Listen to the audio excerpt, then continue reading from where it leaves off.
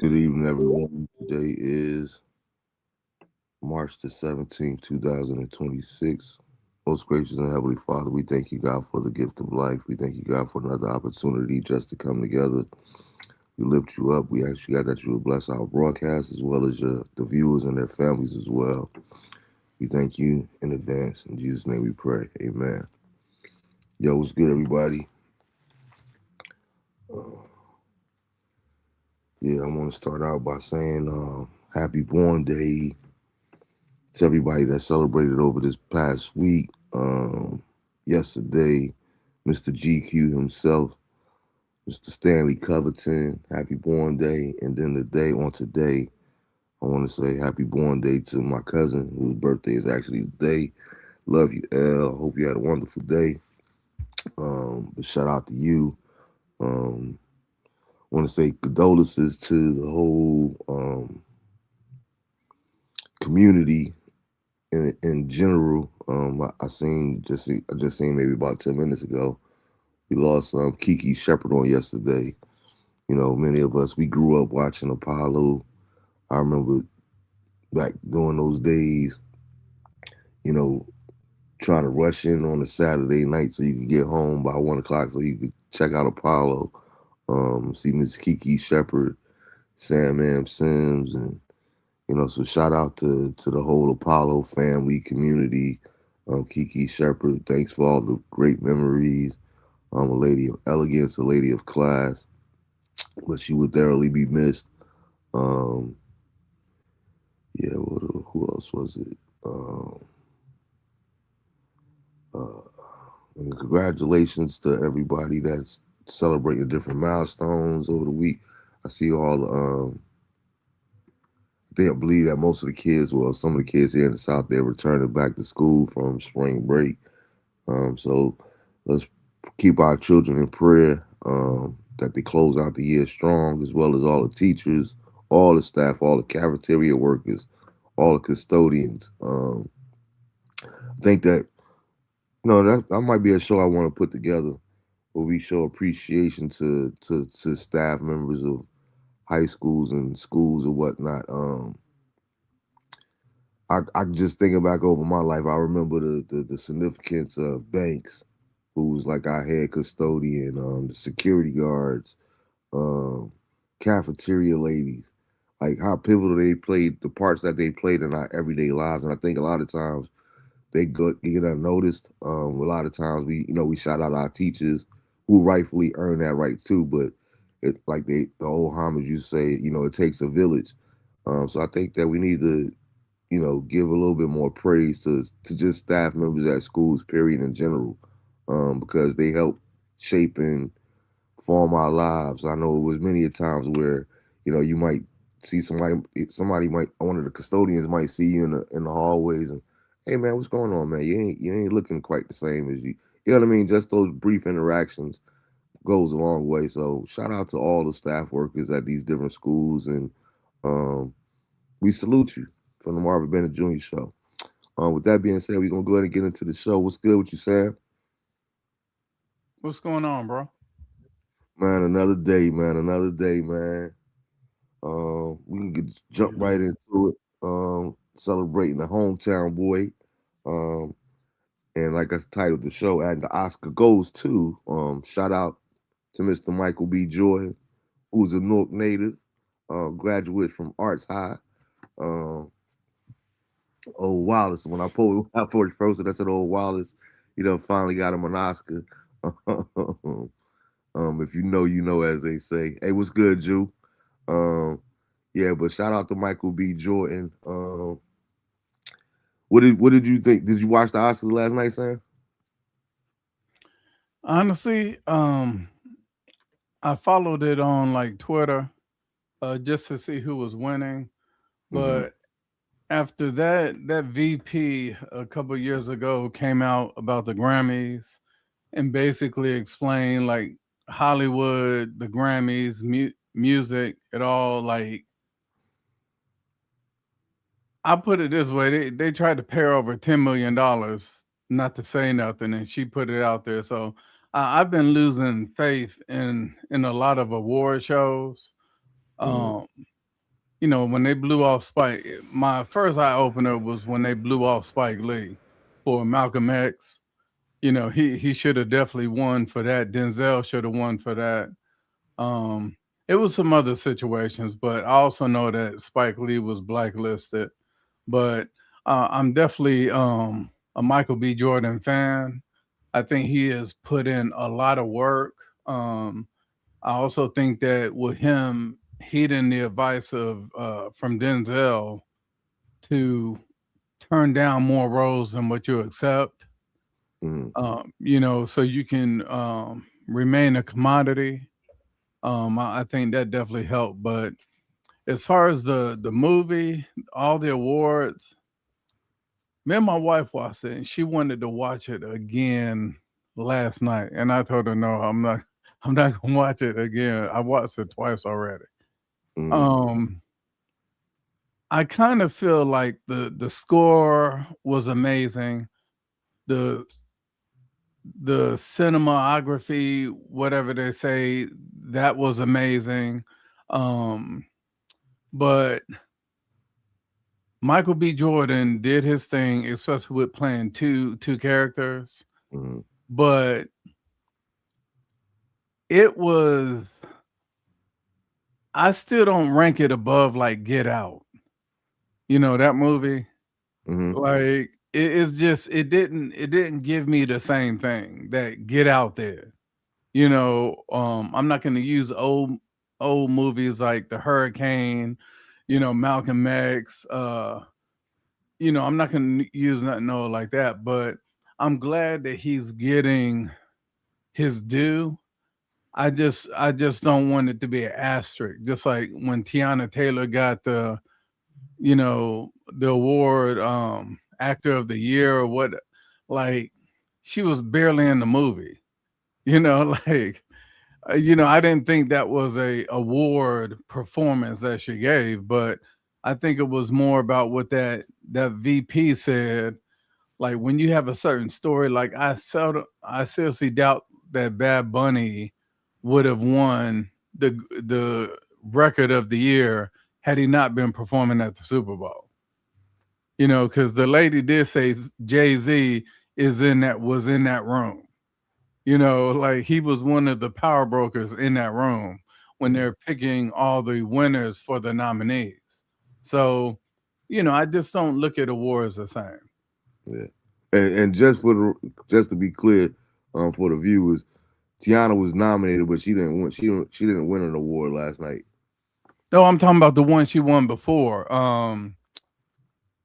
She won for the movie with um With Ben Affleck and no, it was with DiCaprio.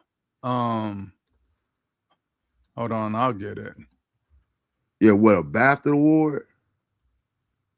Well, it's so many different award shows. It's like, but the Oscars is supposed to be considered the creme de la creme, so to speak. Um, Yeah. and she might, of course, she probably won an NAACP award. They give out. She's gonna win over Mary Tyler Moore or anybody white when it comes to the NAACP awards. But I think it might have been a BAFTA award that she won. I'm not sure. But I know she didn't win last night at the Oscars. Um, Yeah, oh yeah, definitely not last night. I was referring to it was the awards where she wore that dress that barely covered her. I forgot which one that was. It's so many nowadays, man. Yeah. Um, But I just hope we don't get to a point to where we water down our artists. Like I remember when they wanted Michelle to win a Grammy, so they created audiobook category, just so she can get an audiobook Grammy. It You was know, good. like, So, yeah. yeah, I just don't like all the creating all these different awards for people just to like say, oh, somebody is this record or somebody's the first one to do this. Like, to me, it's kind of like it's becoming more symbolic versus the actual quality of the work. Now, I'm Mhm. not saying B. Jordan isn't a great actor. You know, I'm just saying that, you know, it's starting for me. It's starting to cast a lot of doubt on a lot of the awards. Mhm. Yeah, and I hear what you're saying. For me, I highly doubted going into it because I'm a big uh I watch the Oscars. I usually tune into the Grammys. I like award shows. I still watch those. I don't watch the black ones anymore. As ironic as that sound, or but the Oscars I usually watch just so I can see my so I can create me a fresh to watch list, so to speak. I like to see why the movies that was nominated were nominated for those that I hadn't seen yet, or what Mhm. have you. Um, and the same thing with the Grammys. Even though I know the Grammys are a little bit more biased, gives me opportunity to discover new artists. And well, let me check out this one here. Let me check out that one, to see what all the hype is about, so to speak. Um, Sinners, I believe they won what 6 awards overall. I know that they won for cinematography. Um, Matter of fact, it was the first award of the night. Um, I thought Sinners was a good movie. I thoroughly enjoyed it. I actually started rewatching it again last night myself. I haven't finished it all the way through. I think it's so many. One of the things that I like about Sinners, why I thought it was such a good movie, there's so many like hidden gems in there to me. And it's funny that I'm even saying this because people get on my nerve when I always think about like rap back in the days, especially rap in particular before the internet. And speaking of which, we will be doing a hip hop show next week. My cousin will be on. We'll be talking about some different things. We'll probably get into the whole Ti 50 and a whole bunch of other things about hip hop and whatnot. But it used to before the internet, we would listen to a song and that would be like the barbershop talking. Oh man, did you hear what he said about this one here and that there? Now he talking about Nas. Nah, he talking about Jay-Z because if you listen, and it's funny how everybody comes up with all these different conclusions on or hey, what's good, Jake? All these different people come up with all these different theories about who they were talking about, what they were talking about, and no one really knows other than the artist. You know what I mean? So I try to stay away from that sometimes. But to me, there was so many different hidden gems and sinners, and it's like I always find different things every time I watch it. I see something different, or I hear a catchphrase or different things of that there. I like the parallels that they did. One thing, everybody that knows me know I'm heavily into music, so I agree with you definitely. I thought the score was exceptional. Mhm. Even the scene in the middle of the movie where they go through the timeline and they Yeah. blend in all the different genres together. That was such a powerful scene. Overall, that scene alone, I knew that they would get some kind of award, a major award for that scene alone, because there was so much history told within that little 4 or 5 minute scene. Like it encompassed. Even when I watched it last night, I said, "Man, they even snuck in." Of course, Ryan Coogler's from out that way, but they even snuck in the crumping and all this different things. Things that I couldn't relate to on the East Coast. You know what I mean? That things that again, different little caveats that I didn't catch the first time, a couple of times that I watched it. But I'm seeing Yeah. all these different things and the way they blended it from the 1800s, back in the motherland, up into modern day, and the DJs and you know, the Slider Family Stones and the Gary Clarks and Junior, and it was just beautifully done. Um, and then Delroy, super super Mhm. exceptional. He is such a gem that I think is highly underrated. I have never seen a movie with him in it where I was not thoroughly impressed. You know what I mean? And that's why it was so cool a couple months ago to see him doing interviews with Denzel, and they talking about their history, how they go back together and was in class together and different things of that nature there. But him and Romeo Must Die, uh, you know, playing Aaliyah father in West Indian Archie and Malcolm X. Like he never disappoints. He never disappoints. Even from the I had posted it years ago. I forgot what show he was on, but one of the CNN shows or one of them shows, and he's like, "Go ahead and say the word. Say the word." He trying to get he's like, you want to say it. He trying to get the the white person to say, the N word on national television, but just hilarious. But like you say, for Michael B. Jordan, for him to play two different roles, I thought it was like I thought it would be obvious that he would win the award, but at the same time, we living in this society now where you know you almost gotta equate race to everything. You know what I mean? So it's like, do we really want to give it to Leonard? Do we want to deal with all the backlash and the drama of not giving it to Michael B. Jordan? He did play twins in this movie that's been nominated in all these different categories. Can we justify not giving him the award? You know what I mean? Not to say that he didn't deserve it. You know what I mean? Because Leonardo, he never disappoints to me either. He's an exceptional actor as well. But I think that right there solidified it for me for why it's justifiable that Michael B. Jordan will win because, again, he played two different characters. Um, and I like this whole little tandem that him and Ryan Coogler is doing. You know what I mean? From the Creeds, Black Panther. People be forgetting sometimes because of Chadwick Boseman. Like he was his character was one of my favorite in the original Black Panther. Like, hey, auntie. Like that's still one of my favorite scenes when you walk up in there. Hey, auntie. Like Michael B. Jordan has come such a long way. And like for us day one Wire fans is just so it's exceptional to see how far he's come. And then again, when I think about it, like I said, here it is. This is a kid from North New Jersey, Brick City. Like the sky's the limit. You know what I mean? And of course, we have mass celebrity acts from there. We see this all the time, but it's usually like in the music and different things there. But for somebody like the actor to become on the status that he has, you know what I mean? And I always try to tell people that that's one of the things about what made The Wire so special too, because none of these people were who they became at the particular time.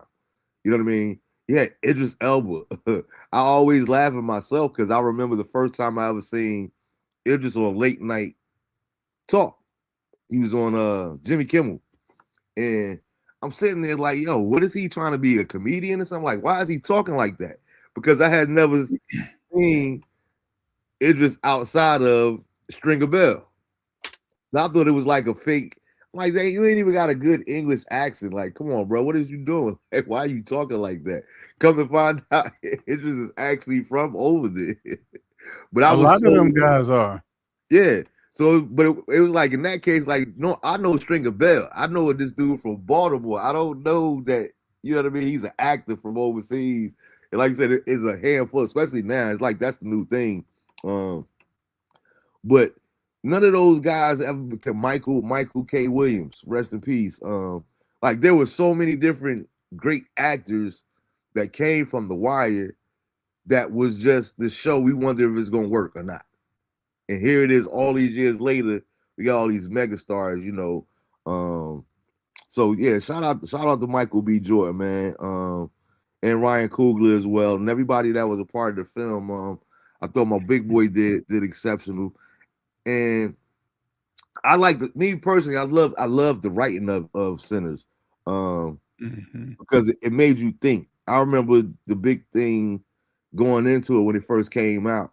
You know, especially Christians and people, church folk.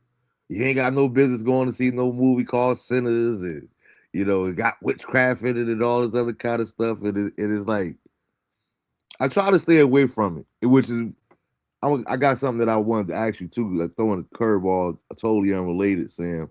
Um, but I don't understand how people could be so critical of something that they know nothing about. You know what I mean? Like you just because you're a Christian don't mean that you know anything about witchcraft. And how who's to say that it is witchcraft in a movie that you never seen? You know, all those different caveats and stuff like so. Um, shout out to them again too. I thought it was I think it'll go down in history as one of those ones. Like you said, I'm not gonna quite put it with the Malcolm X because literally, like Malcolm X was, and to your point, I do agree with you when it comes to that. Being that Denzel did not win the Oscar for, I believe it was Al Pacino that year for Pretty Woman that won, which was an exceptional role and an exceptional movie too. Where he played the blind man and all that did. But there was times, and we talking about somebody that's I'm so mesmerized by the life and the story of Malcolm X. There were times when you watch Malcolm X, even to this day, you know Malcolm was gone already, but you was convinced that you were watching the real Malcolm X. Like Denzel killed that role. It couldn't have been no better. It's like the same way people was comparing Jamie when he did Ray. Like you really thought for there was times where you thought that was really Ray Charles. Like Jamie killed that role. Like is Jamie a top notch actor? Yeah, we'll say that for another discussion. But his portrayal of Ray in that particular movie, uh, and for Denzel not to win it playing Malcolm X, but he wins it for playing Alonzo. Again, like this is the race thing. This is the race thing. Jada said it best. You know, why did Denzel have to be crooked before he took it? Holly Berry got to sleep with Billy Bob Thornton before she wins one. And Monster Ball is a horrible movie. We talk about a movie, but Monster Ball is a horrible movie. It's a hard watch. I can't even watch it anymore. What you about? You about to say something, Sam? The way I look at it, I'll say one more thing about Sinners. There's this movie back in the days called The Outsiders, Yeah, and Only Boy and all. Yeah. everybody when you watch it, if today you watch The Outsiders, literally that entire cast Mm-hmm. are Academy winners. They're Mm-hmm. like Patrick Swayze, Johnny Depp, um, Dylan. just the entire cast. And Mm-hmm. I think Sinners almost was like that. Almost because you had newcomers, you had Miles Catton, Omar Benson is, he's been out a minute, but you know, he played his role. I can say Delroy, but Delroy has been in the game a minute, but you got the Yeah. Percy Bell, you got the white Irish dude, Jack O'Connell. He was doing his thing. Like Mm-hmm. to me, he should have won supporting actor if there was one. Like he should have been nominated for a supporting actor because when you look at he he changed the Sinners movie with his role, it's almost like when Cat Williams was only supposed to have a 1 minute spill in Friday. But they were like, no, the way he is, we got to put him in the Ice Cubes. I got to write a whole part for him. So I just think that we haven't. I don't think I've seen Michael anything close to Michael B. Jordan's greatest role. You Yeah. know, You got a lot of time left. I think Not he had, so well, good. it's not even time. It's almost like Usher put out what 5 albums before Confessions, and I thought Confessions was his best album. And Mm-hmm. when just because it showed his range, Mm-hmm. his falsetto, high, low, like it showed so much. But then the next few came out, and I'm like, yeah, Confession is probably his best work. As far as his talent.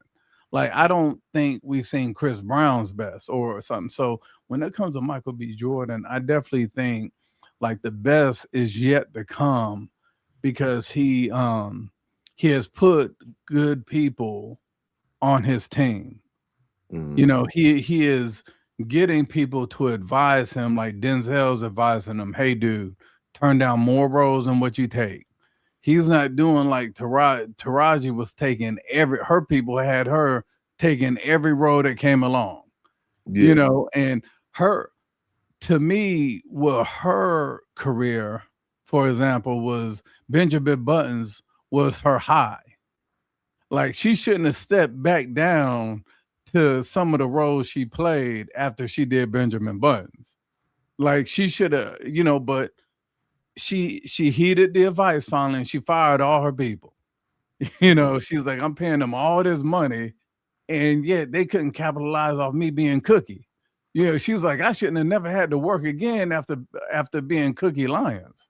You know, I was about to say that. I think her situation is a little different because I think that a big part of that was too in the discrepancies that Monique was talking about.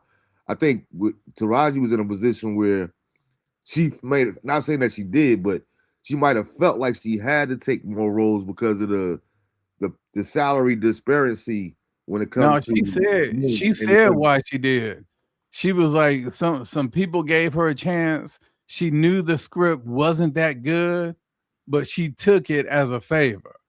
Like, and I get that. I seen her say that as well, but she yeah, also took it to get that money yeah, but because she that hurt her because how many people, Monique, who is the most important person that Monique has ever did a movie with? Taraji did a movie with dang on Brad Pitt. Like Monique ain't come to that. She's the only, like, she hasn't come nowhere near that level of doing a movie with like Brad Pitt. And that to me, like Taraji's people, and she said it. That's why she fired everybody, all her friends and family. She fired because she realized they dropped the ball. Like they Mhm. should have. I think Denzel, when he told Michael B. Jordan, turn down more roles than what you take, it's the same reason why Denzel gets paid 40 million in royalties a movie. Tom Hanks gets all of that. Mhm. Like, and think about when Denzel played the Hurricane. Did you see the Hurricane? Mhm. He Yeah, dropped 50 pounds to play that role. yeah. Like That comes with experience too, though, Sam. You got to remember, what comes with Denzel can say that. sacrifice. No, Denzel get to say that now because of the Mighty Quinn. Denzel made some garbage movies early in his career. So as an OG in the game, he gets to tell Michael B. Jordan, if I Well, could you do it all over again, there's certain roles that I wouldn't well, have you got to look at the taken. time. Denzel's first movie was in 1972, the year I was born. So That's what I'm saying. no, When you but you talking about what I'm a saying is 40-year veteran, you get to tell a young cat that though. but Don't what take you're saying is but you forget Denzel was navigating the black exploitation movies, Dolomite, all those movies. So a lot of the quality has improved in scripts. A lot of the quality has improved in the technology, the CGI, like certain things. So Denzel has basically, what do you do as a parent when you advise your son something? You advise them so they don't make the same mistake. that's my So point. so Denzel made these mistakes. So with him advising, that's what I'm saying. Michael B. Jordan is listening to people outside of his inner circle. Taraji didn't do that. She stuck with her girls. That's why she said, I was paying them 3-4 times the market rate. Like she was like, they abuse her. I mean, we got to, just like I would call it out for the brothers, we got to call it out for the sisters too. Like, and the thing is, I'm not gonna take up for it because she said it. Like she Yeah, said it herself. That's why her entire family is messed up now. Because she had to, suck it up and say, "Hey, y'all fired. We still family, but I got to bring on these Jewish boys, this Jewish manager, some of these other people that don't look like me, and and Tyler Perry connected her with some of them people." So I just think that she didn't learn, and I hope Kiki Palmer does the same thing. I hope she stops hating on Zendaya and gets a group around her that will help her pick roles that can help her grow. Yeah. You know, I'm because not saying that you're wrong at all. I'm just saying that I look at it differently. Like there is a I can't ignore because I am so much in the movie and television and stuff like that. I can't ignore the pay difference. So that's going to play a part, regardless of what you say. Not. I'm not saying that she's lying, but you're not going to tell it all either. You know, everybody got a version of their truth. A lot of times, I think Taraji was taking those jobs to get that money because it's because of the pay disparity. As whereas black actors, you know, even when you talk about Denzel, Denzel was always a clear cut. Denzel is playing any of the black exploitations that you spoke of, and then with Denzel, like you say, that's all the only point I was making. He's speaking from experience. Why? Because he was taking those roles that he could get. Like I said, the Mighty Quinn was trash movie. Him and Robert Townsend, I love both of them to death, but horrible movie. You go back and look at some of those early movies of Denzel. Denzel said, "Listen, I'm quite sure he took that role because he wanted to get in where he could fit in. You know what I mean? He had to take what he had." And I just think when it comes to our black sisters, you they have even a longer way to go, especially as far as the pay disparity. You know what I mean? Um, like you said with Michael B. Jordan, he has a Denzel. Who did Taraji really have in that regard, other than maybe like a Cicely Tyson, who even know, like, you know what I mean? Holly Berry. Okay, so that's debatable too because I know a lot of people that we love Holly Berry because of her beauty, but I know mad people that think that I'm talking about movie buffs that think that Holly Berry cannot act, and I will not argue with them. You know what I mean? Holly Mhm. Berry had she to your point, she's good at selecting roles, but is Holly Berry like considered one of the greatest actresses ever because of her acting skill? You know how much she get paid a movie? She up there. Outside of royalties, And she's she getting 14 like million a 20 movie. million. Yeah, she closed to like 20 You, you million. know, you know how much Taraji P. Henson is a movie? 1 to 3 million, and no royalties. But that ain't got nothing to do with who you No, are. That's but not what you're saying, based on but, skills. but what I'm saying is she didn't capitalize, as she said, off of Benjamin Buttons. Like all them nominations came in, that movie like it racked up. Like I can watch Benjamin Buttons. Like I think I've watched it like 6 or 7 times. It And just see, me personally, to be honest with you, as much as I love movies, I have never ever seen it. I've never yes. seen But Benjamin see, Button. so what? I don't know how good she did in it versus So how good she so did. Never. I'm telling you that is the best role that she ever played.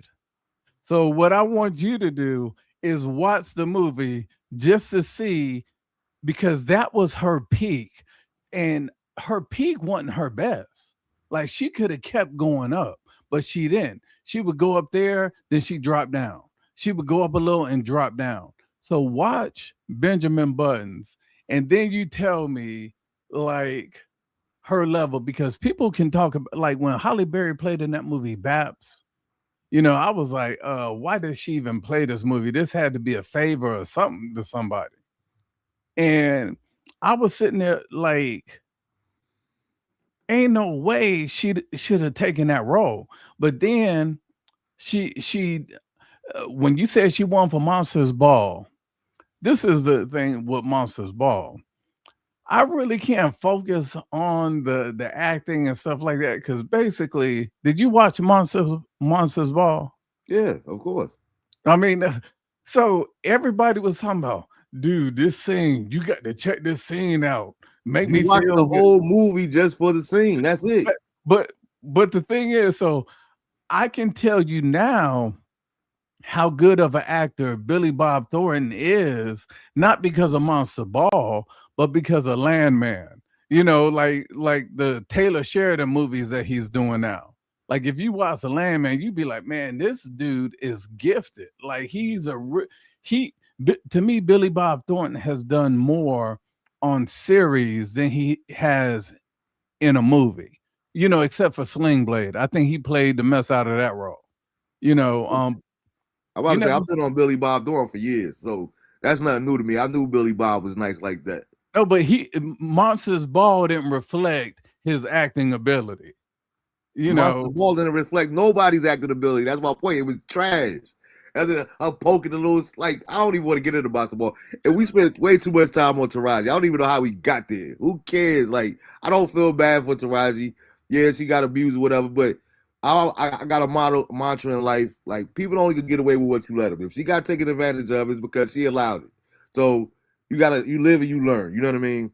But yeah, the thing the side note that I wanted to hit on was like when I was talking about that, yeah, how everybody, we talk about it, listen to a song and everybody got their own thesis on what it means and what the artist is really saying.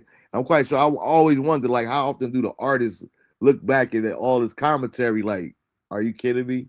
Like that was the farthest thing from my mind. But okay, if that's what you want to believe, you know what I mean? Because you don't have time to clarify every single story. I've been seeing a whole lot of more clips of Wooden in particular, and I don't want to stay on this too long either. I just want to hear your opinion.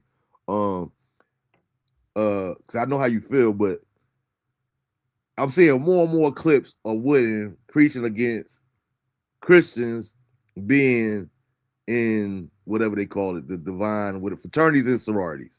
You know what I mhm, mean? How can you make this pledge and this here and that there? Me personally, I'm gonna keep my opinions to myself because I got mad people that I know that are part of fraternities and sororities that I love. So I'll say it. I'm I gonna don't keep care. my opinion to myself. However, again, I hear the rumors, so to speak, and out of all the people that I've known that are a part of fraternities, we actually did a show on fraternities on here. With my shout out to my boy Dr. Ed Wilson and my boy Gerard Lyons, rest in peace. Gerard was killed 2 years ago. And it's kind of sensitive every time I see like a clip or something come up on that show to know that he's not here with us anymore. Um, and they were talking about the different benefits of being in a fraternity and different things of that nature there. And we've seen all the movies, we've seen the school days, and we hear all the speculation. Me personally, I've never talked to any of them about the initiation process. So I don't know when you talk about crossing over and the burning of the sands and all that there, I don't really know how deep it gets. You know what I mean? Even when we talked about music, you know, um, it's like you can't take a song. To me, this is my opinion. You can't take a song like "She's a Bad Man" or "She's a Brick House." Jesus save my soul. Like just because you strip the words, like when it comes to music and these different things and spirituality, they created from a different, they come from a spiritual place. So I don't know the spiritual aspect of it. And just because in modern day fraternities and sororities, because that ain't what you believe, when you study the life of Albert Pike, y'all, if you don't know who that is, you can look him up for yourself. And these different people that historically, and you do your research and you learn that they were cultish in these different organizations or whatever. How can you flip it? I said all that to say, why do you think this is such a big deal now? And why do you feel like Wooden and I've seen other preachers too. Why is right now, with all that's going on in the world, why is this such a big deal in the church community, whether you denounce your fraternity or sorority versus not? Yeah, for me, I think it always goes in phases. I think about 15 years ago when I was um at Shaw, downtown Raleigh, and I was in the theology program and the public administration program. My major was public admin, and my minor was theology. Okay. Um, we had a lot of dialogue, and I met a guy named Fred Hatchett, and he was a Q dog. Well, he had used to be a Q dog, but he had denounced it when he got saved, and So I picked his brain and I talked to him and I was like, hey dude, so what's the deal? Like what made you denounce it? And he basically told me, he was like, it's some of the rituals and stuff that we do. Hmm. The rituals that we do, like we have to, you're literally dedicating your life to the organization, like the organization over your family, the organization over your friends, the organization over everything. And he said, to a certain extent, it's the organization over your God. And I was like, well, so he had wrote a book. I bought his book and I read it. And I was also, hanging around the upper room a lot with Pastor Wooden and stuff. And when it came to the upper room, you couldn't be a leader in a church unless you denounce your Greek organization. Like you ain't gonna be no associate minister, no deacon, none of that stuff. The way he was, like he he was like, "There's no lukewarm water in the church." He's like, "You either hot or you cold. You either right or you wrong." And he's like, if you don't have enough discipline to be able to dedicate your life to the Lord, you're not ready to dedicate your life to the Lord. As far as ministry, as far as it being a deacon or a leader within a church. Now, there are some parts of that that I agree with, some that I don't. But at the same time, when I go to a wedding and I see after the bride and groom, they do their vows. The pastor turns them around and says, I present to you husband and wife, and they walk down. But at the reception, the guys get in their circle. If he's a part of a frat, they get in their circle and they say their ritual and basically reaffirming their commitment to their organization. That was done after their wedding. So because it's the last thing, that means that it supersedes anything that was past that. Like that's what crossing the burning sands is. You're leaving the past behind you. So then, as soon as the guys sit down, the women get up. They lock their hands, do that thing, and they start saying, I am Alpha, I am Delta, and I am this, and forever will be, and all that stuff. And that's the issue. I think that a lot of people now, they're just denouncing because a lot of people see like what's going on now is like we at war when it comes to being Christians. Like you have society trying to feminize black men. You have like black men are being attacked. And I personally feel that way. I feel Hollywood is attacking black men. They're trying to do everything they can to make them wear skirts. You got all these rappers now wearing choker chains. Like it's all up on their neck. Like they walking around looking like pirates. Skinny jeans with a big shirt. So I think it's a cycle. It's almost like every 10 years you see people, okay, they do the gifting. Like, okay, if you put in $100 and then if enough people put in, you're gonna get $1,400 in 8 weeks or 4 weeks. And then That's that it, comes man. around. Like the forex that like the kids go to college. Oh, I'm Hmm. gonna do forex and invest in foreign exchange. And I'm sitting there like, well, what do you think about what's going on in the Middle East? And they're like, I don't know. I said, well, that's your currency. If you trying to do this hustle of foreign exchange, you should know what's going on around the world. But that's the hustle. So I'm not saying that denouncing a Greek letter organization is a hustle. I think it's true. Me and I've told you this before. If somebody steps into the pulpit, whether male or female, and they talk about, oh, I want to say oop oop to my deltas, or I want to, they do their whatever, to their frat.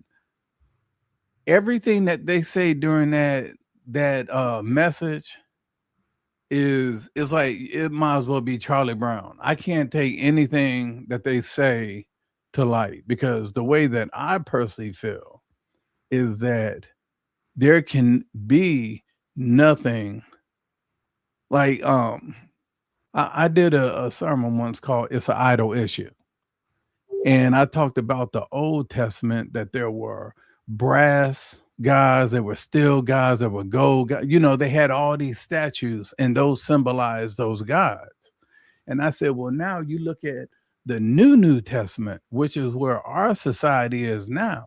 And I said, now that brass statue has turned into an iPhone.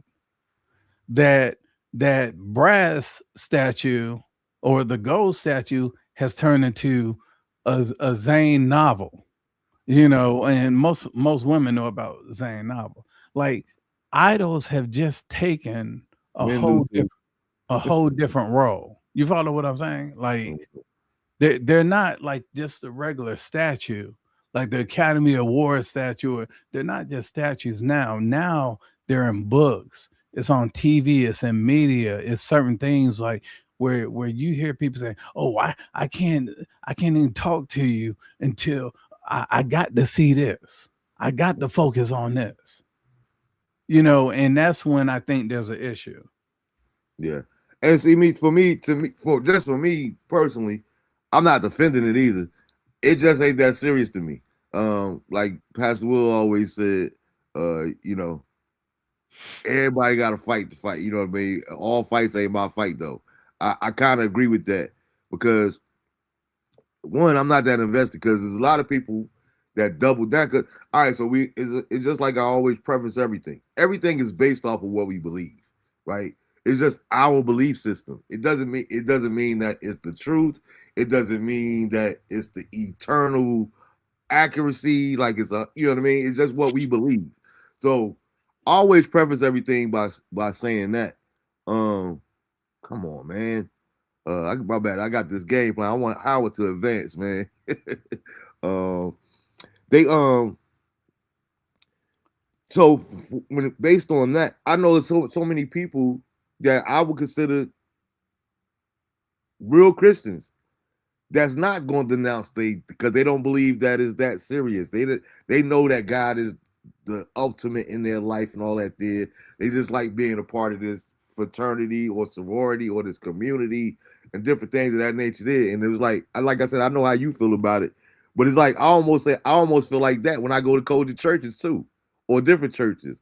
Like when you get up there, anybody, I don't care what it's no different. The same way they take pride in being in a fraternity or sorority, I look at it like churches preaching when you get up here and say we wanna bring up because we know that this is the greatest church on this side of heaven. Like I really don't want to hear like you think it turns me off. You know what I mean? Or Kojic, if you ain't well, y'all might be saved, but you ain't saved. You ain't as saved as us if you're not Kojic.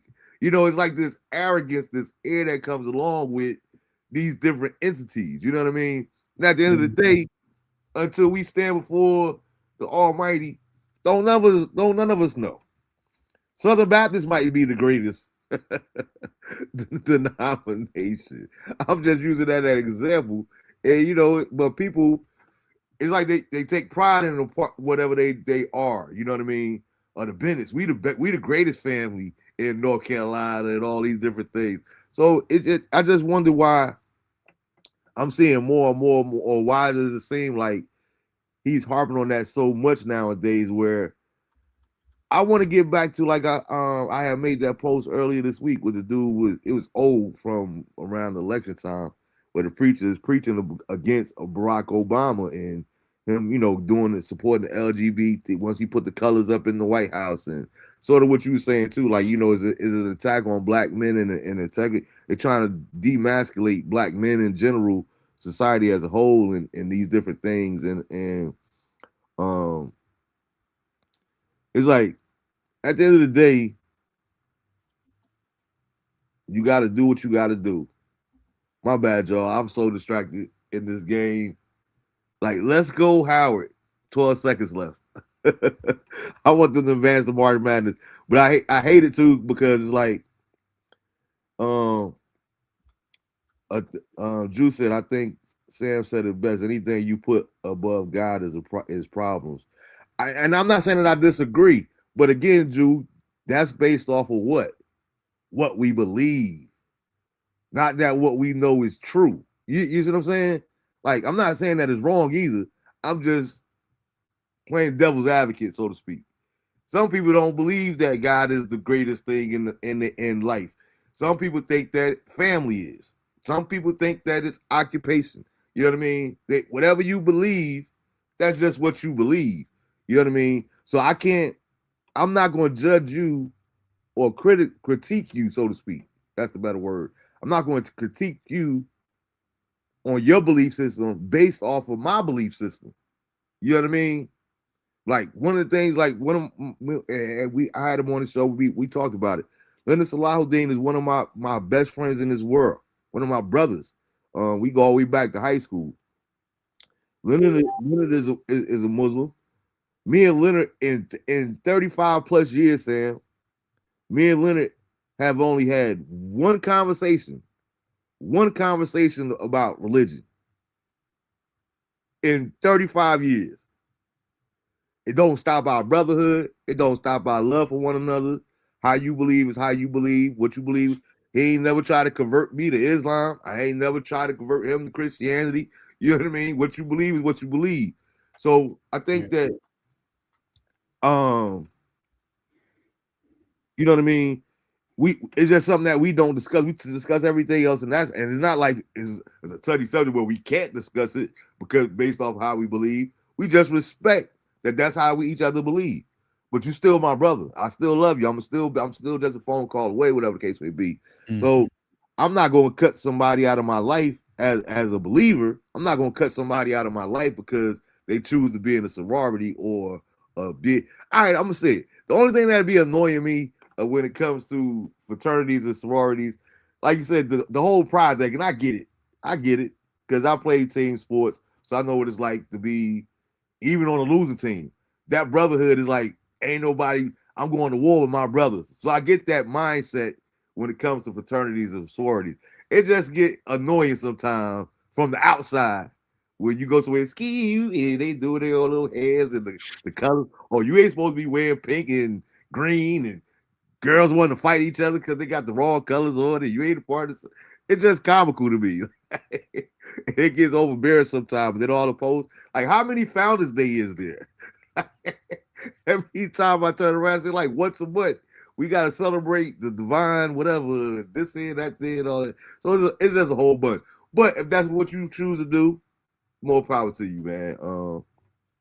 But I want to get off that because I want to get out of here before so I can really enjoy the NC State game coming up.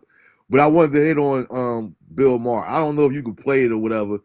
I had posted it earlier today because I knew I wanted to talk about it tonight, and I wanted people to get a chance to see it. But of course, the haters that's out there that control Facebook and everything else, they took the audio off, so a lot of people could see it. They seen it on my thing. I might as well take it down because you can't hear it.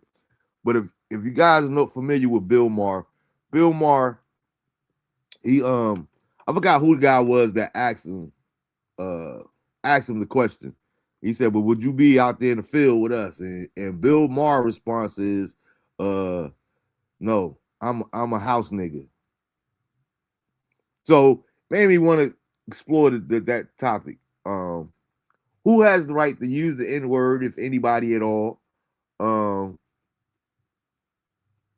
Comics a lot of times again based off of back to what what I was saying about belief system. A lot of comics um believe that there is no boundaries when it comes to comedy. You can say anything you want to say. You protected by this. I'm a comedian. Then you got some people that's like, well, I ain't gonna talk about nobody family or nobody kids, and we got all these different belief systems on that line. Um, how do we feel about the N word? Or how do you feel about the N word in general, Sam? And who has the right to use it and who doesn't? Well, you want me to play it real quick first? Yeah, if you can, yeah. Play it so people can know exactly put it in context so people will know exactly what we talk about. Okay, you just got to accept it. I shared it to your screen. Okay. All right. Okay. Now, warning: video contains disturbing language. Your discretion advised. All right. Right. Adolescence is a Halloween used to be a kid thing. It's not anymore? Not out here. No, adults dress up for Halloween. They don't do that in Nebraska? It's frowned upon. Yeah, we don't do that quite as much. But Wow. I got to get to Nebraska more. you're welcome. We'd love to have you work in the fields with us. Work in the field. That's part of that. Senator. I'm a house. No, it's a joke. Thank you. You're still working in the fields out there, huh? Yeah. And we want our kids to suffer. Yeah. So so they blurted out on there, but I've seen the actual audio and I've seen the actual interview. He actually says, "Nigga, I'm a field nigga," and it's like it ain't even just him saying it. Well, you go ahead, Sam. Go ahead. Go ahead and get your take. To me, I'm at a point, I guess I really don't care. Because it's in our music. And when you go to like Korea, South Korea, you go to Hawaii, you go to Puerto Rico, everybody uses it. When they're saying a word, what kills me is when I see young kids and they're reciting all the words to the song, and as soon as that word comes up, they like, and then they'll continue knowing good and well in their rooms or what, at home or whatever, when they're in their car, they probably in the mirror looking at themselves say it. But to me, because the word is not what it used to be. And I remember like back in Detroit with Marshall, Eminem, like that's what we called him. He called us, like it was how we communicated. It's almost like where I came down south and people saying, "Oh, that's my dog right there." Like it's not the same as what it was. Just like when you talked about fraternities and sororities, whatever they was designed for back in the 1800s and the early 1900s, when the white folks taught the black folks their pet projects on creating their own fraternity or sorority, there's literally like it was to help disadvantaged college students. Now it's so many scholarships, so many grants. Like what fraternities and sororities were designed for is no longer it. What the N word was designed to oppress. It was designed, it was created by the Spanish because they're the ones who did all the slavery. They're the ones who was selling people everywhere. But I think it's no longer, the word is no longer what it used to be. I think Julian's saying it's not being used in its original meaning. I think everybody should stop using it. I personally feel that way. I'm like, don't call me that. Like, my name, call me by my name. But when Bill Maher said that, he is a comedian, and I know some, Ice Cube went on his show. Ice Cube used to always be on his show. He's on there sometimes, but not like he used to be. And Ice Cube really didn't take. I wanted to have that pulled up too, because I loved Ice Cube response to it. Ice Cube response to it was, oh my goodness. I thought he handled it beautifully. But just to piggyback on what you were saying, Juho comment is the N word is not being used in its original meaning. I think everyone should stop using it. Black with black is okay, but black with anyone else is wrong. All right, so clear that up for me a little bit, Drew. You think that everybody should stop using it, but it's okay. So if everybody should stop using it, how is it okay for black with blacks? How is that okay if everybody should stop using it? He said that's like the Bloods is totally different than what is originally meaning. And that's what I'm glad I went there saying, because I was going to say the same thing as far as that, because I know a lot of people feel that way when it comes to fraternities and sororities. Well, they might have been into spirituality and this here and that there, but back in the day, but that ain't what it means for me. That's all I was trying to say. You know what I mean? As far as that there. Me personally, the issue I had with all right, Sam, I got it pulled up for you. Okay. I'm gonna give my commentary before then I want to hear everybody Ice Cube response to it. My problem with Bill Maher and saying it is that it wasn't just how he said it. It's how it wasn't just him saying it was how he said it. And I think a lot of times in some cases, like you use the Eminem for an example. I don't care who he is. I didn't grow up with you, bro. I don't ever want to hear you as a white dude. I don't ever want to hear you say that in my presence. It's gonna be a problem. I don't care how comfortable. And I think a lot of times in this Bill Maher situation, because everybody know he loves sleeping with black women. He's been known to hang out with black comedians and in black circles, what have you. I think sometimes we let people get a little bit too comfortable. So we gotta establish boundaries, so to speak, up front, in my opinion. There's nobody that's white in my life that doesn't know. All right, look, I don't care how good we friends we are. I don't care how long we known each other. I might genuinely love you. You are never, ever permitted to use that word in my presence. Period. Or it's gonna be some problems. Like, I'm not with that. Having said that, it is kind of contradictory because what was it maybe late mid 90s, early 2000s, where Al Sharpton they had the whole campaign to have a funeral for the word, and we gonna do away with the word, and they, to your point, we're gonna try to get it out of this music and all this kind of stuff, and like, good luck with that. And for a while I had stopped trying to use the word myself. It's just because I don't like anything to become so second nature. So you know what I mean, second nature, so to speak. So I'm like you. It's not that I necessarily care or don't care. It's just I let people know, if you outside of my race, don't use that, because I'm going to check you. I'm going to check you if you use it outside. You know what I mean? And it ain't got to get physical and all that. Just depends on how you handle it. But I'm going to ask you something. Go ahead.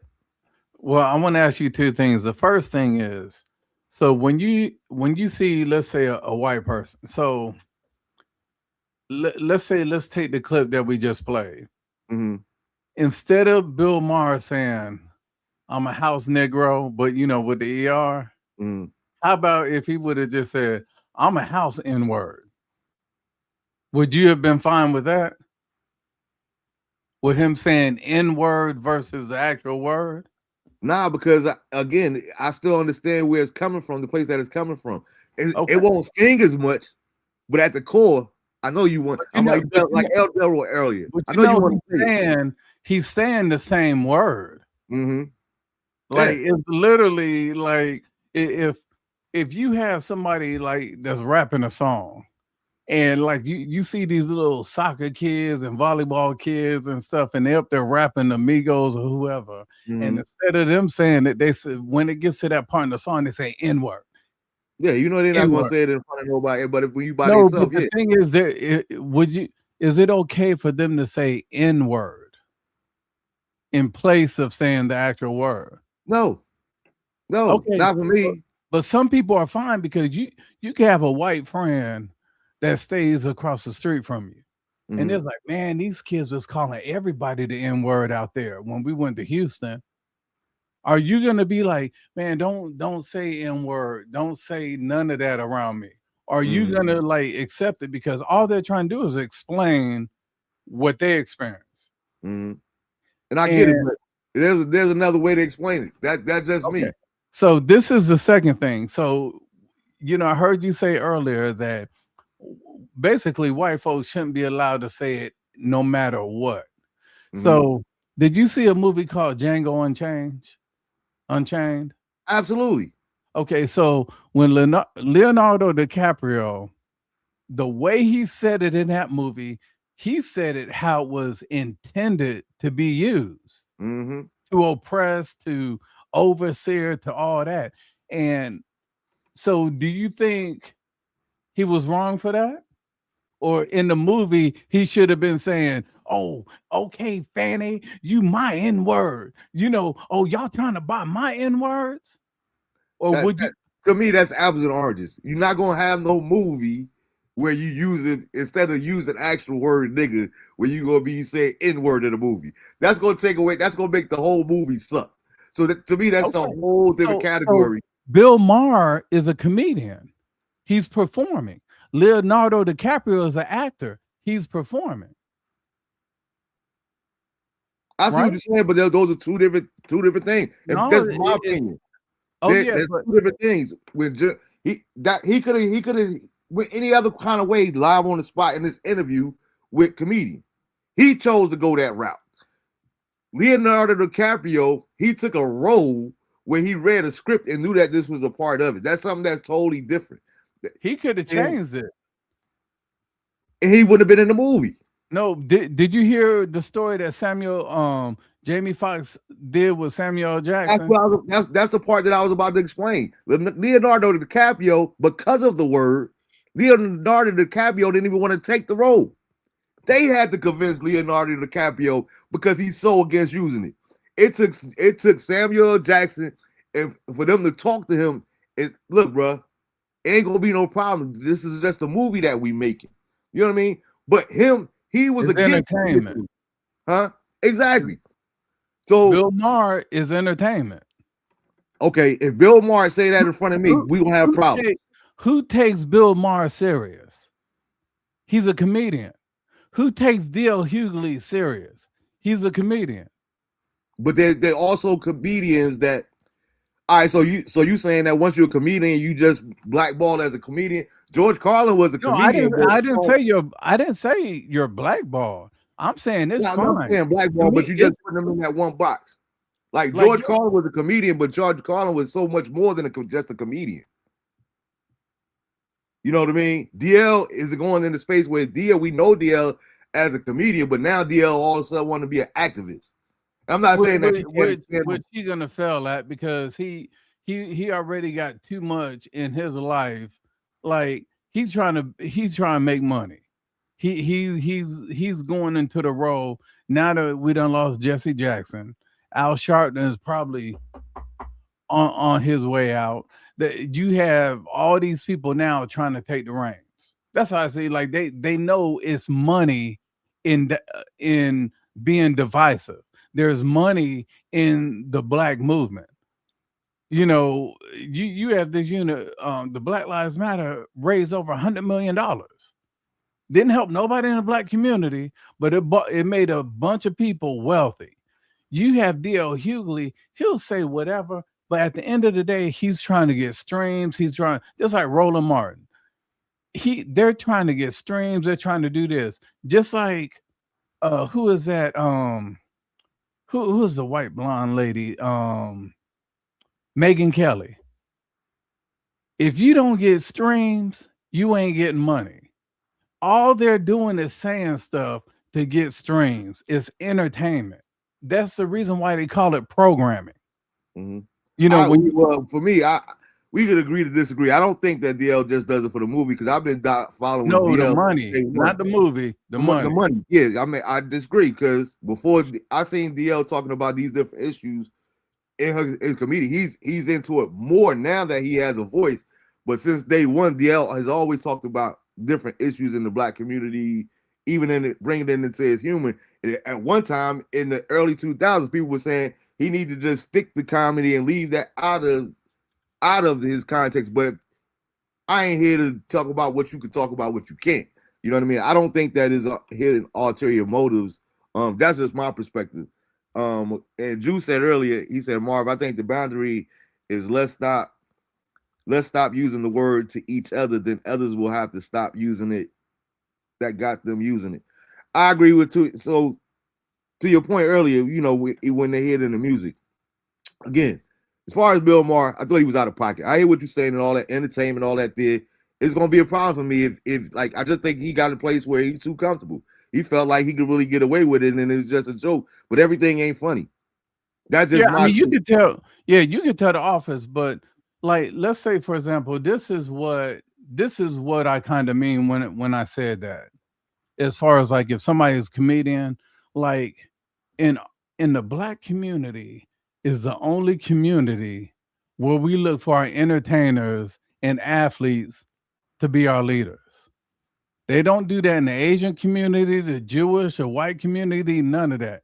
We the only ones that do that.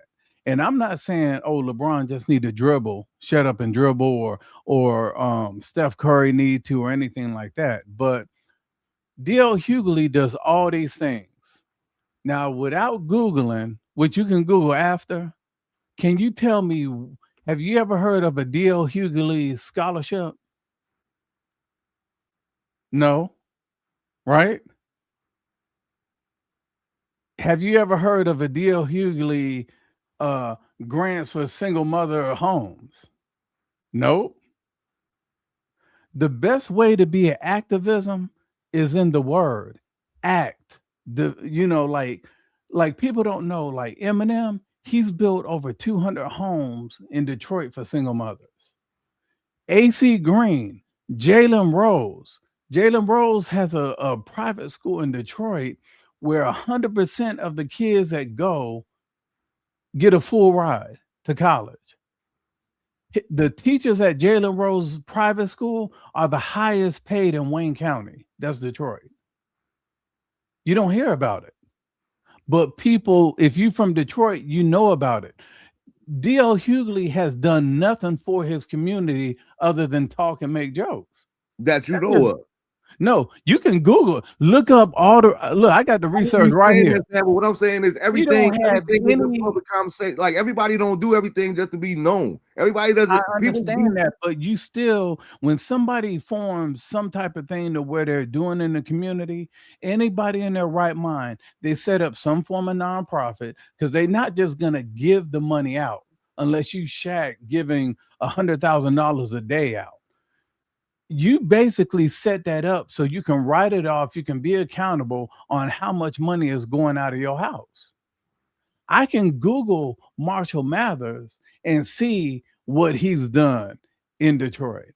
I can Google AC Green. I can Google Jalen Rose. I can even Google LeBron James. And even though they don't talk about the school no more because it's doing so horrible, I can still see the I Promise school. So the thing is like doing it, it's one thing to advertise it, like how Oprah did with the school out in Africa before all the headmistresses and all of them went to prison, for trafficking them girls at that school. She wrote that off on her taxes.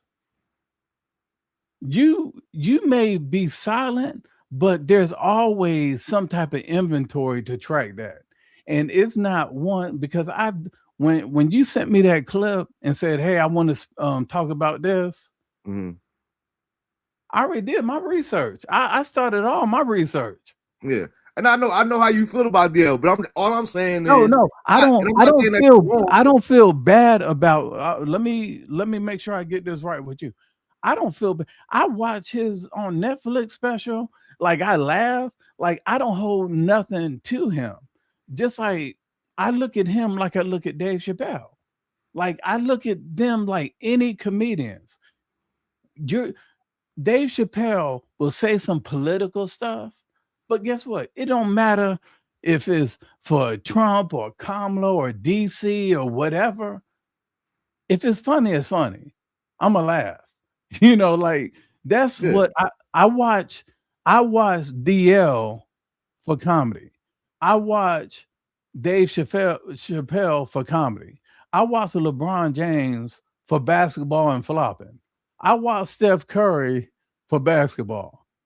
When I watch somebody like Denzel Washington, I'm like, okay, I know Denzel has done something because Denzel's scholarship paid for the Black Panther to go to acting school. Chadwick Boseman. And that's the point that I was getting to make. Denzel has that story set up where he 10 paid. years later, though. What you say? If it was up to Denzel, nobody would have never known about that. You know how people found out?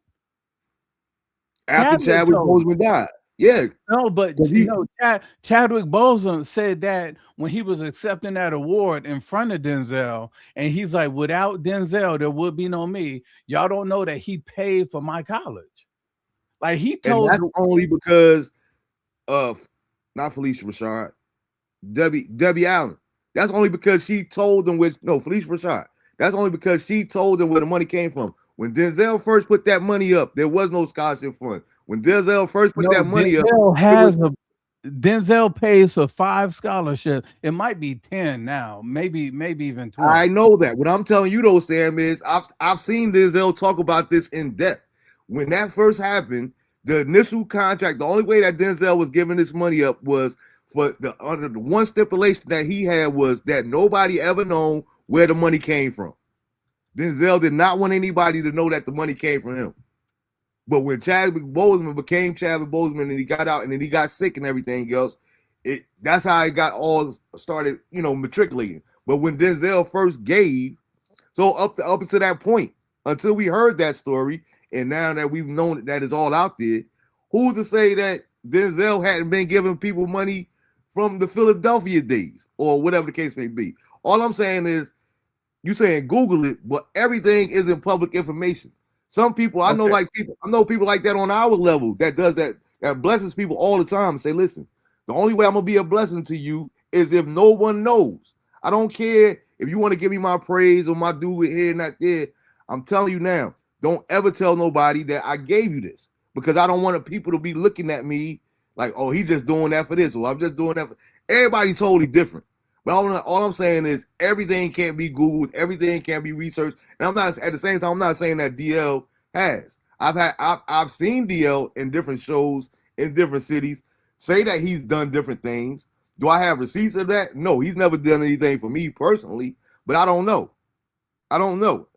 But just because you don't start a scholarship fund or different, like Latifah is a perfect example.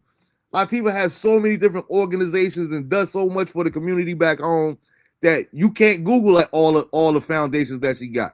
Sometimes she ain't doing no foundation. She might just go put up at a park and drop $2 million on whatever book bags and all this other kind of stuff. It ain't fanfare for everybody. Don't do it for a tax write-off and all that. You know what I mean? It's different reasons, but everybody gives back in their own type of way, if they give back at all. You got some people that don't. I don't know. I'm not here to defend or go against the. I don't know what he does. I'm not saying that he would be even a good activist, but all I'm saying is that since day one, I've seen Denzel. I said Denzel. DL talk about different things that wasn't just always comedy. In his acts. That's all I was saying. Okay, I heard him. I haven't watched him since he started. DL came on my radar when he was on being introduced by Martin Lawrence Def Comedy Jam. That's where a lot of the comedians. That's where I first saw Dave Chappelle. That's where I first saw Gravedigger. That's where I first saw a lot of people for the first time. Because at that age, I was still, I think I was like in high school maybe or something. Like it was, some time ago. Yeah. And I understand what you're saying about like everybody don't put everything, but a person, when you get to a point where you don't really worry about the money, you're basically accepting money to make sure you don't mess it up for the man coming behind you or the woman coming behind you. So you make this company, this film company pay a certain money. And I'm talking about like Denzel, for example. But when you look at him, it's wide known that he donates scholarships to Wiley College. Is wide known that he donates money to Fordham University, where he graduated from. The Boys and Girls Club. Well, I mean, he's been doing the Boys and Girls Club, And endorsing that's them. what I'm saying. Yeah, he let that don't be But, known for but a jump. all of that is stuff that he writes off. And like when he does the commercials, guess what? He tells them not to pay him, but let's say for him to do a 2-minute ad, his fee might be $1 million. Well, guess what he'll do? He'll write off that $1 million. You know, like he'll say keep it, but it'll be him donating that $1 million back to the Boys and Girls Club, the Fisher House Foundation for veterans and all that, to make sure that they get their homes adjusted and all that outside of the government. It's a whole lot of stuff. When you look up Queen Latifah, it's a whole list of things that she do. What I'm saying is that when you look up Is it though? DLU, yeah, I'm looking at it right here. Okay. I got it right in front of me. I like, And all I'm saying is, not to say that it ain't. What I'm saying is, knowing the situation, knowing her, and the things that she does. There's 100 things that you can't Google about finding. yeah, but the thing is, you can look and see one, at least one. With Denzel, you can see at least one. With Hey, D.L. what's good, Mr. Hughley, AR? Hey, with D.L. Hughley, donut, 0. all right. I mean, again, we spent too much time talking about this. I don't care regardless. I'm just saying that it ain't public information of what we know or what. I ain't here to say whether he does or does not do not. I don't know.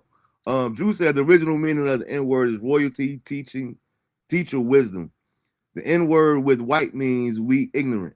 What's the N word meaning with black on black? Do you see how the word continuously is being changed? I know it goes deeper. Drew also said, believe it or not, um, believe it or not, I had an American guy walk into the shop and say, yo, what's up, my nigga? I told him straight, don't use that word with me. I asked him to do he even know what the word means? And he ain't even know.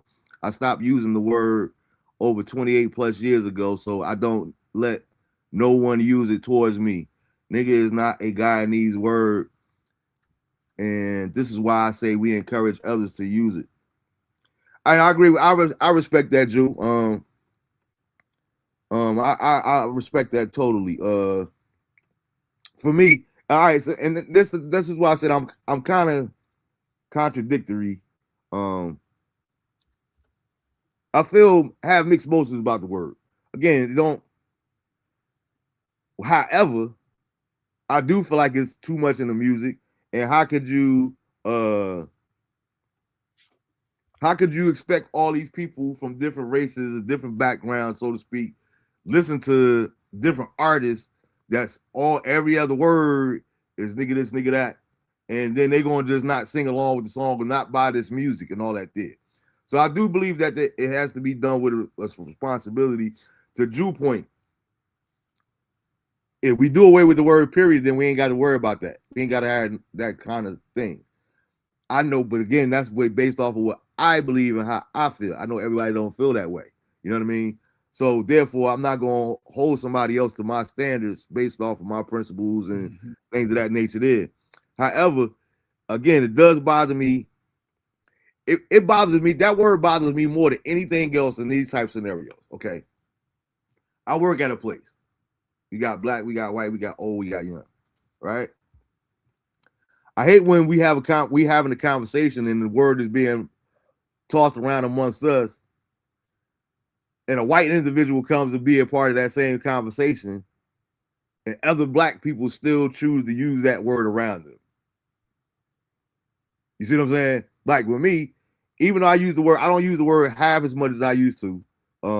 Like when I first moved, matter of fact, when I first moved to North Carolina, I had stopped using it altogether. That's how I got into saying, what's up, cat? I was calling everybody cats and, what's up, doc, and all that there. But then it was like, I felt like I was originated at what's up with doc and all this, that type stuff there. But then now in church, especially down here in church, everybody, what's up, doc? What's up, doc? So I was like, you know what? I ain't even going to use that. So, what y'all cats up to and this and that there, just because I wanted to kind of try to get away from the word. But it really bothers me when other black people continue to use the word on a regular, when a white person is in our presence. That's one thing. That's one time you will absolutely not catch me using the word at all, is if a white person is in my presence, because I don't want you to feel. I don't never want to have that conversation in person, face to face, where you said it. Why can't I say it? Because it's gonna go left. It's gonna go left every single time. So I choose not to say it in their presence. You know what I mean? Just like I'm quite sure, to your point earlier, I'm quite sure when they home by themselves, they doing it all the time. They using it freely. Not all white people, of course. I know some white people that get moved to tears even at just the thought of the word. But to that point, I'm not going to use it in your presence, so I definitely don't expect you to use it in mine. That's all I'm saying when it comes to that. But I want to play this Ice Cube response to it, because I thought Ice Cube handled it perfectly. Here we go. So I know you're here to promote an album. I know you also want to talk about my transgression. What do you want to do first? I knew you was gonna fuck up sooner or later. I did. I love your show.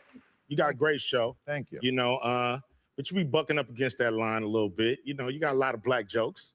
You know what I'm saying? You do. Well, against racists. Not. Yes. Sometimes you sound like a redneck trucker. No, I don't. Yes, you do. No, that I gotta. you do. No, I don't. That Yes, I gotta you do. push back on. All right, it's my opinion.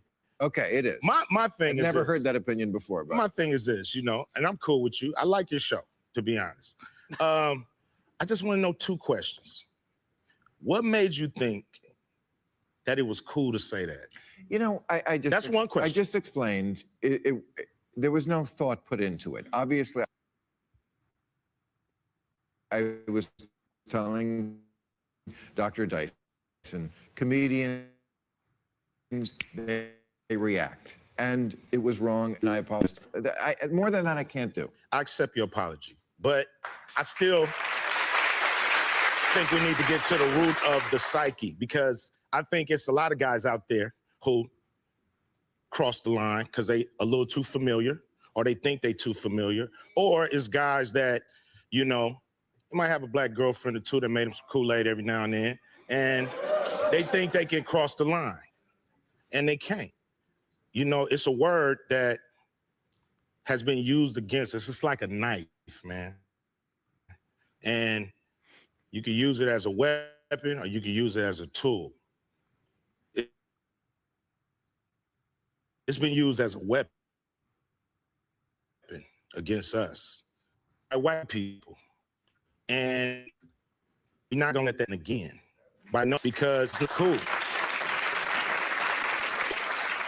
Now, I know you heard it's in the lexicon, everybody talking, but that's our word now. That's our word now.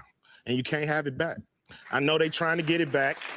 It's guy, and I'm not talking about you, Bill. I'm not talking about you, Bill. Okay. But I'm talking about guys who cross the line every day because they got some black homies, they got some friends, they think it's cool. And it's not cool, because when I hear my homies say it don't feel like venom.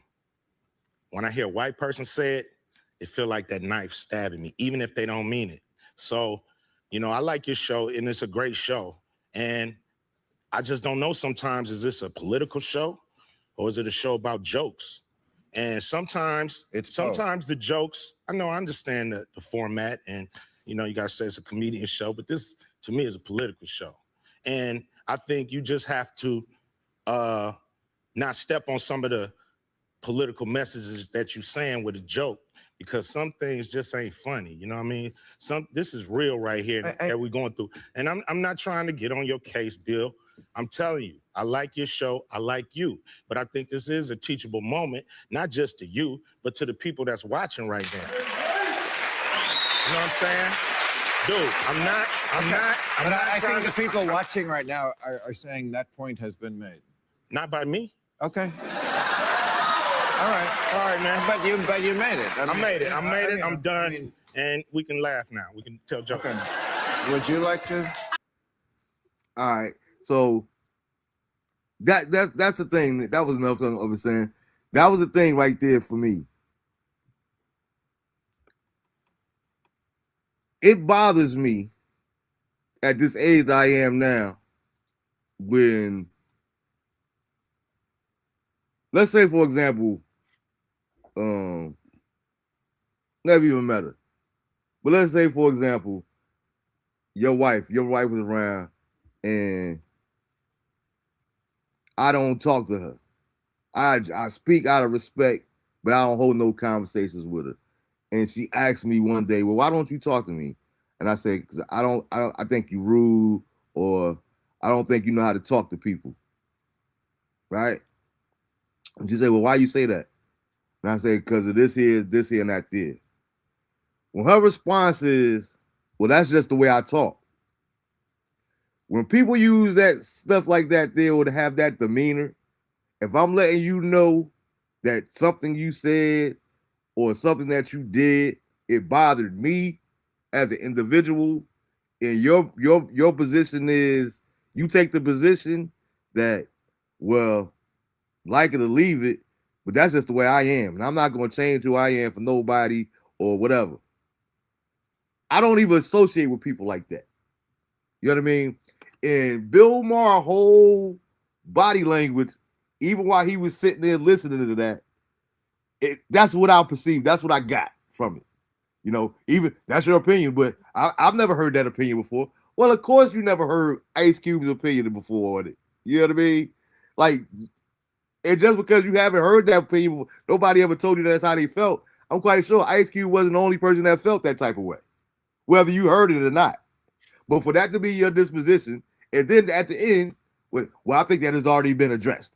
Like, if he's telling you that how problematic this you using this word for us in a joking matter, because I agree with him too when you were talking about that earlier. I think Ice Cube summed it up best. You know what I mean? Like, to me, he is a comedian. We know him as a comedian, but I look at Real Time with Bill Maher as a political show. Jon Stewart is a comedian, but Jon Stewart show is a political show to me. You know what I mean? That uses comedy, but I think politics first. I don't think BET. I don't think Comic View. I don't think you know what I mean. You know why? I look at Bill Maher as political. Jon Stewart, I look at him as political. It may not be in debt like CNN or Fox, but they touch on what people want to see. It's about streams. It's about getting people to tune in. And one thing I can respect Ice Cube because, when I first saw that, I'm like, Ice Cube wanted to cuss him out. He did. He was what we saw of Cube was you saw a grown man use restraint. Mm-hmm. You could see to where he was like he was trying to keep his composure. To me, he was like even shaking. And Like he did a good job of it. And the thing is though, he knew that the message would have been received more on how he delivered it versus him hitting Bill Maher in the mouth. Yeah. Because people wouldn't have been talking about Bill Maher no longer saying what he said. They would have been talking about Ice Cube hitting him in the mouth. Exactly. So I think it's definitely a teaching moment, as Cube said. But I think Bill Maher also could have received that teaching moment a little. Like, you have to understand these shows, there's two switches. One of the switches is somebody, okay, we're going back and forth. Something may go viral, and that'll be some reels or some short content. And other, Ice Cube wasn't there for that. He was there to like, look, this is how I feel. I watch his show. He used to be on there a lot. But I know. I used to watch Real Time with Bill Maher every single week. Me personally. So Cube, I think, showed even more respect by at least acknowledging, okay, this I can, instead of just cussing them out and the crowd laughing, it going super viral. Like, it can be a teaching moment. So now that clip that we played isn't going viral. Had Cube hit him in the mouth, oh, it would have went viral. But Cube wasn't looking to go viral. Cube was someone he called, like, I'm pretty sure they're friends, not like associates, but they're friends. They're not boys. But Cube used that opportunity to teach his friend, dude, basically don't say that word ever again. You know, Yeah. I have would think that I would put them more as associates than friends. But yeah, I see what you're saying. no, it's this is the thing. You know, I think that could be another show. What is a friend and what's an associate? Like, Because you used to be friends. Like, what's the name? He said the same thing. DL, when he on that full interview with Strawberry, whatever her name is, he says it. You know, well, we used to be friends. He came to my 40th birthday party and all that did, which mean that we used to be friends, mean that we are no longer friends. We know each other. We ain't got no beef or nothing like that there, but we ain't what we used to be. And we all can say that in any kind of type of relationship. But to your point, I get what you're saying, but that's the whole point, which is that's the reason why I like Ice Cube response so much, because even though that's the way we think now when everything is about viral and clicks and all that there, that's not everybody's barometer.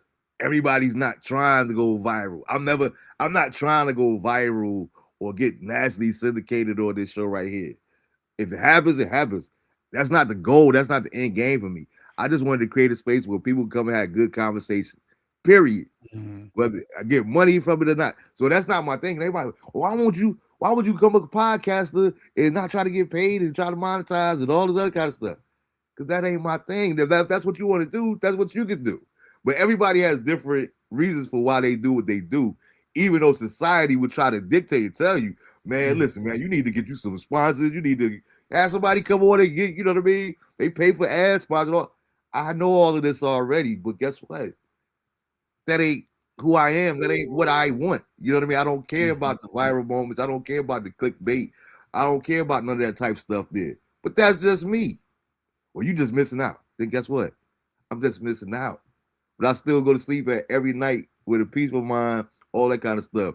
Drew said, oh, hey, what was that you put up there? The Lancelot H. Biggs Foundation. that was Queen Latifah's foundation that she uses for. Yeah, her brother. Shout out to Lance. Yeah, he passed away in the 80s, motorcycle accident. He was killed by somebody drove him. Yeah, it was crazy. She actually still has the key that she wore turned into a chain, a medallion, from his bike and everything. Sam said, "Who would eat watermelon around white people?" I can't even tell you the last time I had watermelon. But I laugh when I hear people say that. But even though I laugh, because Cameron always talk about that. One thing he don't do is he don't eat watermelon or chicken around white people. Look, let me tell you real quick a situation with me and my wife. We got invited to a birthday party, and it was for this volleyball player, and some of the parents from the team were at the party. So we look at like the table, the whole layout, right? And there's a white family. They had everything laid out. They had fried chicken, they had hot sauce, they had watermelon, and one of the people we knew there, you know, him and his wife, he's a doctor, and he was like, you know, it's like he nodded his head like bump it, and he went straight for that thing on chicken or watermelon. And me and my wife was like, it's certain things like these stereotypes, like, you know, that you don't want to reinforce, you know, when you're around, you know, public. That's why I made the comment, who would eat watermelon around white people? Because I won't. And it goes both ways, because whoever that host was, they could have genuinely be like, look, we're gonna have quite a few blacks here. And just to show them that I really care about what they think, let's get some fried chicken. Let's get some. It might have came from like Cube said to Bill Maher, like that, and that's exactly how I feel. Like it was Tabasco sauce. It sounds different coming from a white person. Period. For me, whether Yeah. they singing along, whether they don't mean any harm, is different hearing it come from somebody, you know what I mean, somebody white. That's what, to your point, that's what made that scene in in the Django so critical, because it's the way he's like, yo, come on, man. I gotta look at Leonardo. Like, what's the name? He's I think he's one of the all-time great. Rest in peace. He just passed away last year. But Gene Hackman was a superb actor in my opinion. But I always used to have a problem with, certain actors. Like when you play them rednecks, or you play like a KKK member, like when you play a role too good, you know what I mean? Like, prime example, we remove race from it. Like, even as a kid, I thought Danny Glover was such a great actor. I knew Danny Glover was going to wind up being Danny Glover, because the way he made every black woman in America, or women in general, even some men, the way he made them hate Mister in Color Purple was like, yo, he worked that role. That's acting. Because nobody could stand Mister. When he told him, you bet not cut me. Knowing all the abuse that he was putting it through, people was like, well, I ain't gonna never watch no Danny Glover movie no more. I'm done with Danny. Like, he's acting a role. That's not him as a man. That's not him as the actual dude. You know what I mean? It's just the role that he's portraying. You know what I mean? Like, what's her name? Even her. And I don't think that she's an exceptional actress, but Monique killed the role in Precious, to the fact that I can't even rewatch Precious.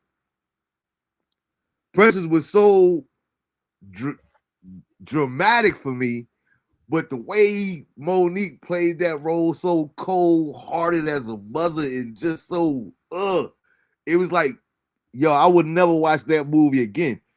To me, that's just a sign of great acting. You know what I mean? Whether you get an Oscar, whether you get a nomination or not, that right there is called acting. When you make people emotionally invested in something that they know that is not real, so to speak. You know what I mean? That's the key. Drew made a good point too. He said this is funny to me because Cube is one of the one that started using that word way back. Cube is part of the problem, like I used to be, but to each his own. And it's funny. Hey, I only laugh because he literally was in a group called Niggas with Attitude.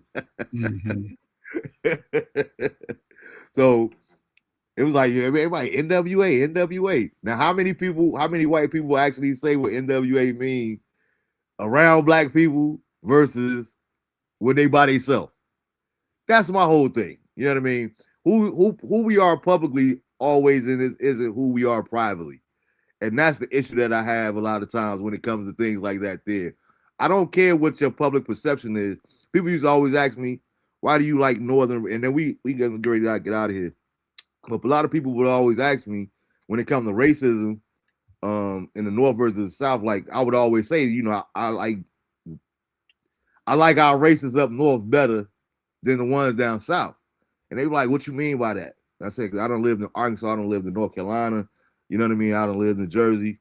The difference to me is up north, it ain't necessarily clan race, but it's just like a certain look without even being, words don't even have to be spoken. Guess what? You ain't want to hear. And guess what? I ain't gonna be nowhere I don't want to be. Whereas I feel like it's more passive aggressive in the South. Like I feel like they have, like you said, that let's say a coworker decide to have a dinner party and invite the coworkers, a white person. I could definitely say, and I don't like to do generalizations saying that. I'm not trying to group everybody into one lump sum because everybody's not like that. But I definitely see a scenario in the South where they'll have you over, and as soon as you leave, they throwing away all the dishes and the forks, and you know what I mean, going to get new stuff because they did it just because to say well, we have black friends over. I got how it is, the old saying. I got a black friend. I'm not racist. I got a black friend. Well, chances are you might have a little bit of racism anytime you got to distinguish that or let it be known. Because if you got a real friend, people would know that already. You don't have to, You know what I mean? You don't have to put that on a t-shirt. Get the airbrush t-shirt like we used to do back in the day. Hey y'all, look at my white friend. I got a white friend. It's just funny to me. Drew said, Sam, they had the hot sauce too. They have the potato salad with raisins too. I was eating from both tables, but mainly from what I know about. Yeah, I've never seen it in person, but I did hear white people. And fortunately, most of the white people I know, they know how to cook or they know how to pick good restaurants. uh, but yeah, I take that as your scenario, Sam. I take that as either or. Like they might have been genuinely. 'Cause I do know a lot of white people that what they call it like when celebrities make it survivor's remorse. I do know a lot of white people that's like that. They feel bad for all that Black Americans have been through, so they try to do their little part. And I think they go above and beyond sometimes. But it's like, no, Karen. We get it. We know that you're not like that. We know that you're not like your great granddaddy. We get it. We trust me. You don't have to overly show that you're not a racist and you don't believe in that and all that thing. So I get both sides of it. Then some of them they just doing it for show or the clickbait or to go viral, like you say, or yeah, man, remember the time or I ain't with all of that there. Remember that time I had Sam on and this like I don't like when people do stuff like that. But to Drew's point, I think Drew made the best point. If we all stop using the word, then we don't really have to have this discussion overall. And I ain't mad at that either. You know what I mean? But people going to continue to be people and people going to continue to do what they do. Even if we, as Black Americans, stop using the word, they're going to use it however they want to. It just bothers me, though, when that's your attitude or that's your position. Well, how come you can say it and I can't say it?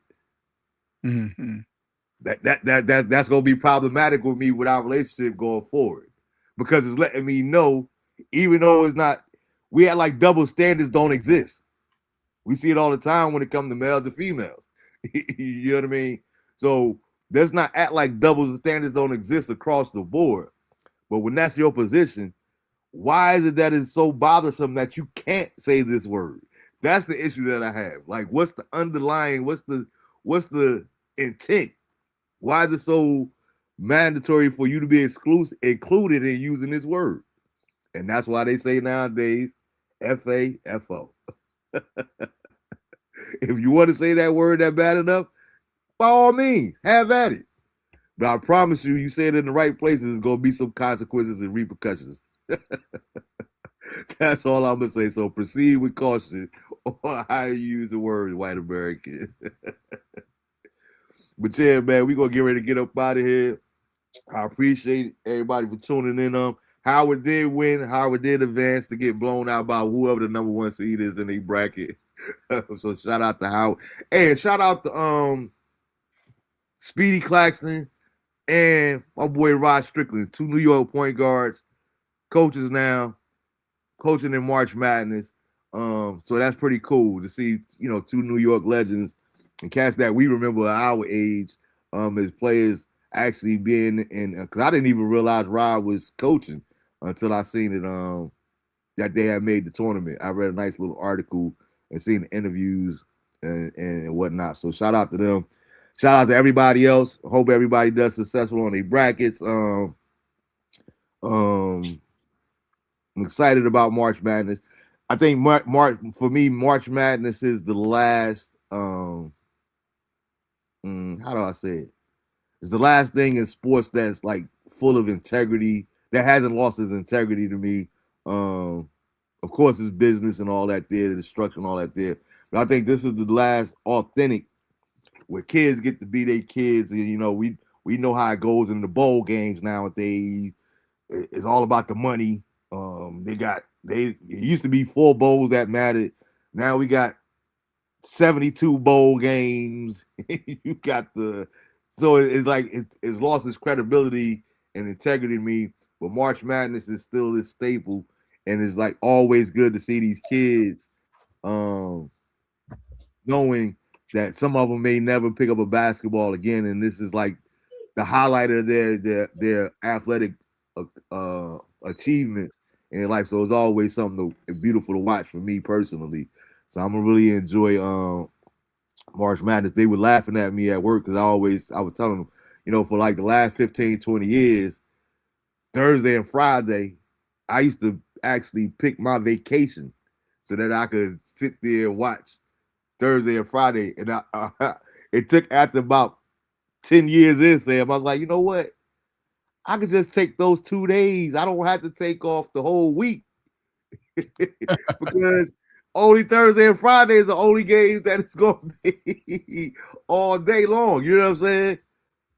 By the time you get to Saturday, you're already down to 32 teams. So, you got less. I was like, oh, Lord. I don't know why it took me so long to realize that. But like I said, I just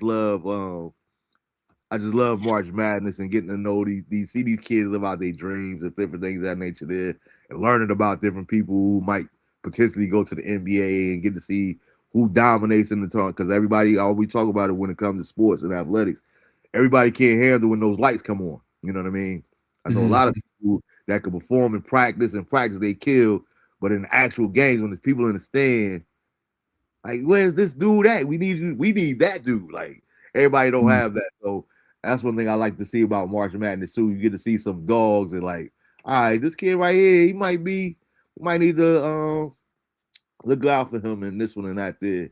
But State, they got their hands full with Texas. That's gonna be a pretty good team, but hopefully they advance as well. But I hope everybody has a wonderful week, man. Like I said, we'll be back next Tuesday. We're gonna be getting into hip hop discussions. Like I said, we probably talk about the 50 and T.I. drama, kids, and all that there. We're gonna get into some other kind of stuff too. And I know I want to get into that next week, but I'm gonna give it to you too, Sam, so you can think about it over the course of the week.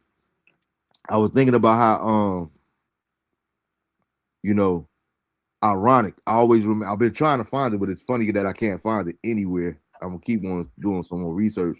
But I remember seeing Farrakhan in maybe like the early 90s doing an interview, and he was talking about how I don't even remember what year. I know it was before Independence Day came out with Will Smith, but he was talking about how they're gonna start putting things in movies that way when it happens in real life, it won't be such a shock to your system. I'm paraphrasing, of course, but that was the gist of what he was saying. And then we started seeing all these different movies, Independence Day and The Will in the Wheel in the Sky and all this other kind of stuff, and Outrage and Contagious, and we get COVID and all these other kind of things.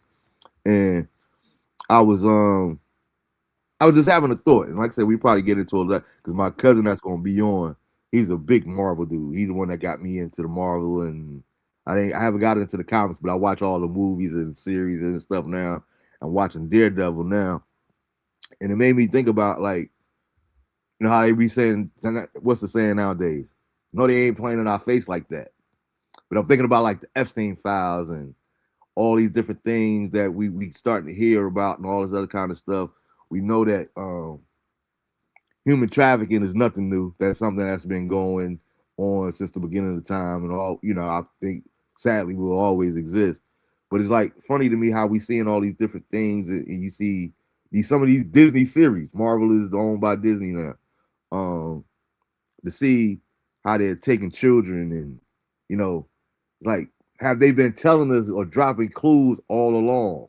You know what I mean? I seen a commercial when I was looking for something.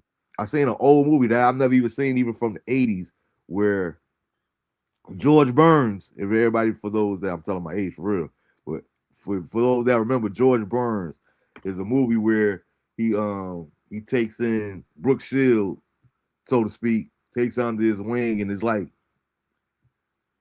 has this stuff been going, like, were they really doing it right in front of our faces this whole time, and now we're just becoming aware about it now because of the day and age that we're living in? But it doesn't seem like this is something new, and I just thought it was interesting. So we might get into that a little bit of that next week too. But yeah, man, I hope everybody has a good week. Thanks again, Sam, for always stepping in. So I don't do this by myself, man. You got anything that you wanted to All share? good.